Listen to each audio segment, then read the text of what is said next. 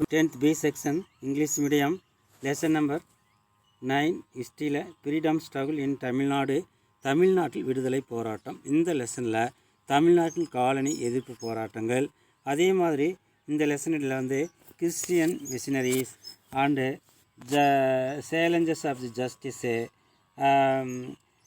Congress in Tamil Nadu, இது மாதிரி பல விஷயங்களை பற்றி நம்ம படிக்க போகிறோம். ஓகேவா? இப்போ இந்த லெசனில் நம்ம இன்ட்ரடக்ஷன் என்ன அப்படின்னா, Tamil Nadu showed the lead in resisting colonial rule. As early as the late 18th century, the Palaikarars resisted the English attempts to establish their political hegemony in Tamil Nadu. Even after the defeat of the Palaikarars, an uprising was organized by Indian sepoys and officers in Vellore Fort in 1806 that had its uses in several cantonments in South India. Thanks to the introduction of Western education and eventual emergence of educated Indian middle class, the struggle against the British took the constitutional path. The freedom struggle in Tamil Nadu was unique because from the beginning it was not only a struggle for independence from the English rule but also a struggle for independence from social disability imposed by the Marxist system. In this lesson we shall study the role played on nationalist wedded to diverse ideologies in Tamil Nadu. இப்போ colony ஆட்சியை எதிர்ப்பில் தமிழ்நாடு வந்து முன்னோடியாக இருந்திருக்கு. ஓகேவா? அதே மாதிரி 18th செஞ்சுரியில் இறுதி பகுதியில் பாளையக்காரர்கள் வந்து தமிழ்நாட்டில் தங்கள் அரசியல் ஆதிக்கத்தை நிறுவ முயன்ற ஆங்கிலேயர்கள் முயற்சிகளை எதிர்த்தனர். பாளையக்காரர்களின் தோல்விக்கு பின்னரும் 1806 வேலூர் கோட்டையில் இந்திய வீரர்களும் அதிகாரிகளும் ஒரு எழுச்சியை திட்டமிட்டு நடத்தினார். இந்த புரட்சி வந்து இந்தியாவில் தென்னிந்தியாவில் பல இராணுவ முகாம்களிலும் எதிரொலித்தது. மேற்கத்திய கல்வி அறிமுகம் மற்றும் இறுதியில் தோன்றிய படித்த இந்திய நடுத்தர வர்க்கத்தின் தோற்றம் ஆகியவை ஆங்கிலேயருக்கு எதிரான போராட்டத்தை அரசியலமைப்பு பாதையில் எடுத்துச் சென்றது. தமிழ்நாட்டில் நடைபெற்ற விடுதலை போராட்டம் தனித்தன்மை மிக்கதாக இருந்தது. ஏனெனில் தொடக்கத்திலிருந்து அது ஆங்கிலேயரிடமிருந்து விடுதலை பெறுவதற்கான போராட்டமாக மட்டுமல்லாமல் தீங்கினை விளைவிக்கும் சாதி முறை ஏற்படுத்தியிருந்த சமூக தடைகளிலிருந்து விடுதலை பெறுவதற்கான ஒரு பெரும் போராட்டமாக இருந்தது. இப்போ இந்த லெசனில் நம்ம ஸ்டடி த ரோல் பிளேட் தி நேஷனலிஸ்ட்டு அப்படிங்கிறது இந்த பாடத்தில் தமிழ்நாட்டில் வெவ்வேறு கருத்தியல்களை பின்பற்றிய அந்த நேஷனலிஸ்ட் தேசியவாதிகள் வகித்த பாத்திரத்தை பற்றி நம்ம இந்த லெசனில் அறிந்து கொள்ளலாம். Then early nationalist stirrings in Tamil Nadu. ஓகேவா? இதனுடைய தமிழ்நாட்டில் தொடக்ககால தேச அதிர்வுகள். Then Madras native association, Chennai வாசிகள் சங்கம் சொல்லுவாங்க. Madras native association mean Chennai வாசிகள் சங்கம். The Madras native association was the earliest organization to be founded in South India to articulate larger public rather than sectarian interest. It was started by Kajula Lachiminase, Srinivasanar and their associates in 1852. It consisted primarily of merchants. The objective was to promote the interest of its members and their focus was on reduction in taxation. It also protested against the support of the government to Christian missionary activities. ஓகேவா? சென்னை வாசிகள் சங்கம்னு சொல்லுவாங்க. Madras native அசோசியேஷனுங்கிறது MNA, Chennai வாசிகள் சங்கம். தென்னிந்தியாவில் தொடங்கப்பெற்ற காலத்தால் முற்பட்ட அமைப்பான இந்த அமைப்பு தனிப்பட்ட குழுக்களின் விருப்பங்களை காட்டிலும் பொதுமக்களின் தேவைகளை அனைவருக்கும் தெரிவுபடுத்துவதை நோக்கமாக கொண்டு உருவானது.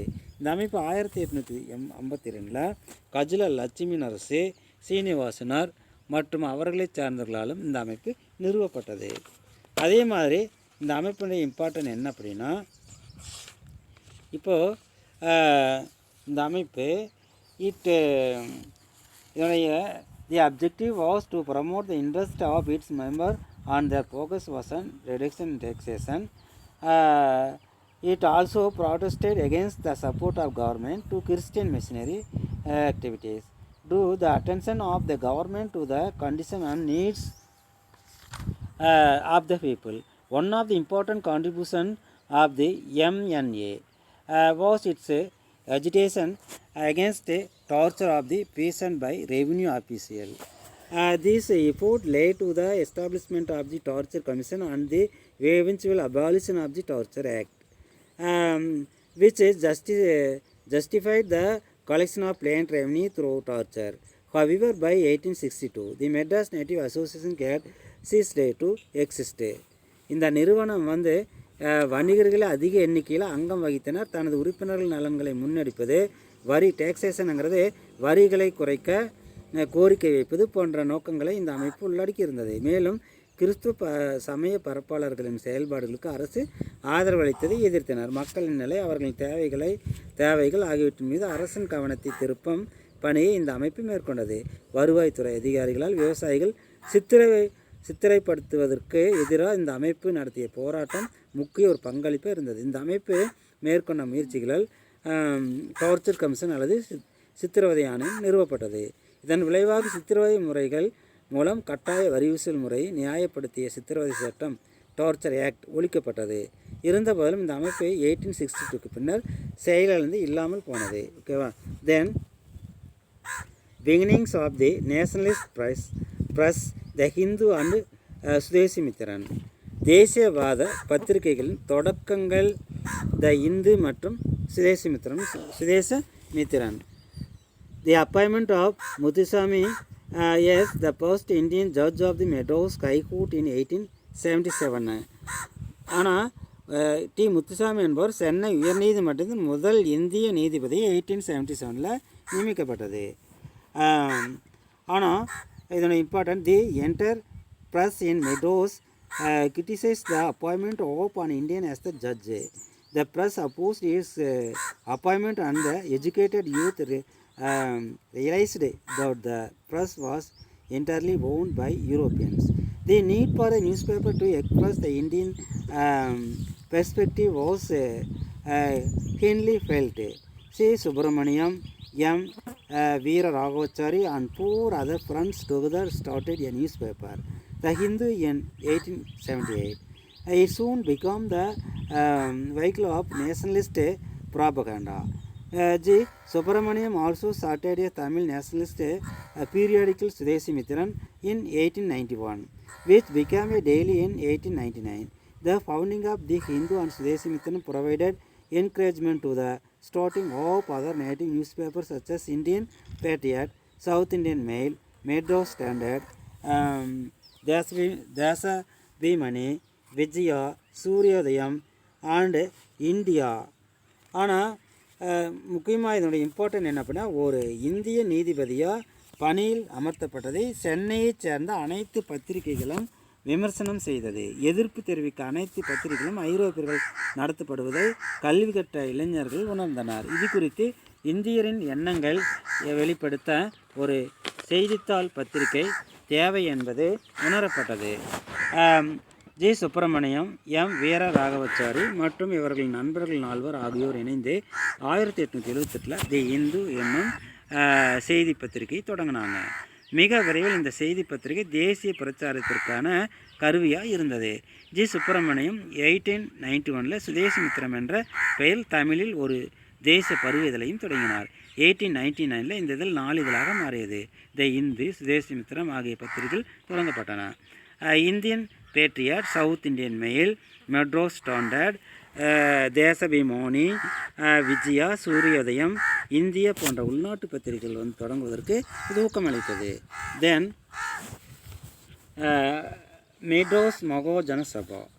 இப்போது Madras Mahajana Sabha was the earliest organization in South India with clear nationalist objectives. It was the training ground for the first generation of nationalist leaders. On 16 May 1884 was started by M. Veera Raghavachari, B. Anandacharle, P. Rangaya and P. others. P.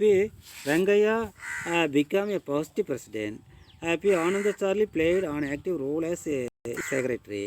The members meet periodically, debated public issues in a closed meeting, conducted hall meeting and communicated their views to the government.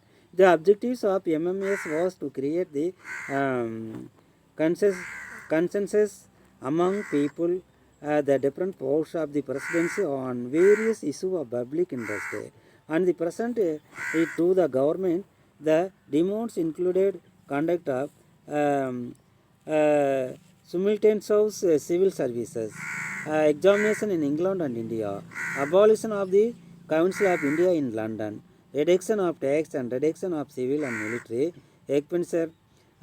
Many of its demands were adopted later by the Indian National Congress founded in 1885. இப்போ தென்னிந்தியாவில் தெளிவான தேசிய நோக்கங்களும் துவங்கப்பட்ட தொடக்க கால அமைப்பு சென்னை மகாஜன சபைன்னு சொல்லிக்கிறாங்க. முதலாம் தலைமுறையை சேர்ந்த தேசியவாதிகளும் அதே மாதிரி இவ்வமைப்பு பயிற்சிக்கு களமானது. 1884 மே 16 எம் வீரராகச்சாரி, பி ஆனந்தச்சார்லி, பி ரெங்கையா மற்றும் சிலரால் நிறுவப்பட்ட இந்த அமைப்பு முதல் தலைவராக சென்னை மகாஜன சபையின் முதல் தலைவராக பி ரெங்கையா பொறுப்பேற்றார். இதனுடைய செயலாளர் வந்து பி ஆனந்தச்சார்லி பொறுப்பேற்றார். இதன் செயல்பாடுகளில் இவங்க மும்மரமாக இருந்திருக்காங்க. இந்த அமைப்பின் உறுப்பினர்கள் குறிப்பிட்ட இந்த இடைவெளிகள் ஒன்று கூடிய தனிப்பட்ட விதத்திலும் அறை கூட்டங்கள் நடத்தியும் பொது பிரச்சனைகள் குறித்து விவாதித்து தங்கள் கருத்துக்களை அரசுக்கு தெரியப்படுத்தினார். மாகாணத்தின் பல பகுதிகளில் வாழும் மக்களிடையே பல்வேறு பொது பிரச்சனைகள் குறித்த ஒருமித்த கருத்தை உருவாக்கி அதை அரசாங்கத்திற்கு தெரியப்படுத்துவதே சென்னை மகாஜன சபையின் நோக்கமாக இருந்தது. குடிமை பணிகளுக்கான தேர்வுகள் இங்கிலாந்திலும் இந்தியாவிலும் ஒரே சமயத்தில் நடத்தப்பட வேண்டும், லண்டனில் உள்ள இந்திய கவுன்சிலை மூடுவது, வரிகளை குறைப்பது, இராணுவ குடியில் நிர்வாக செலவுகளை குறைப்பது ஆகிய இந்த அமைப்பின் கோரிக்கைகளாக இருந்தது.